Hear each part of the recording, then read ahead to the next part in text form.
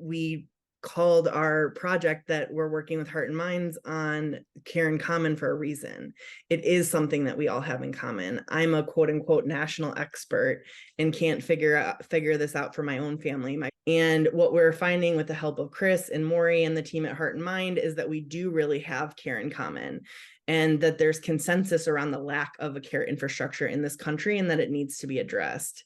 The challenges of not addressing it looks like the real life impact to family caregivers and also to business. Almost 3/4 of workers are providing care to a child, parent, or friend, or adult child with a disability or a neighbor. 47% of workers, and this is based on a Harvard Business School data, report that that caregiving impacted their work, and 32% admitted to leaving jobs that didn't support their caregiving needs. So these are real impacts for businesses that are going to lose workers because of their care responsibilities.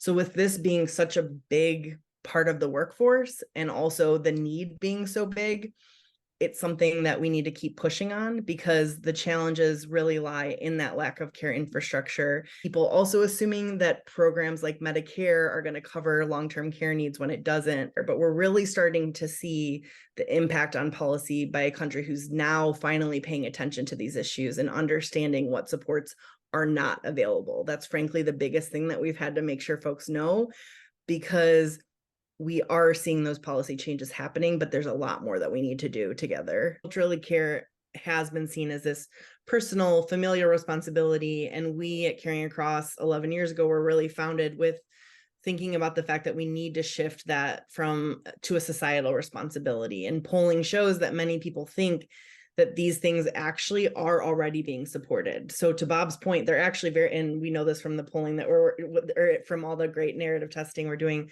with Heart and Mind, is that people are really supportive of these issues, but they think that they're already happening. It is time to keep showing the power of the caring majority. That's what we think about in this country, because it crosses political spectrums, it crosses geographic areas, as Bob was talking about. And we know that we need to elevate the needs to make policy change a reality. We know that what caregivers want is a system so that they can choose to care if they want to, but also have the peace of mind if they don't, because there's a well-paid workforce.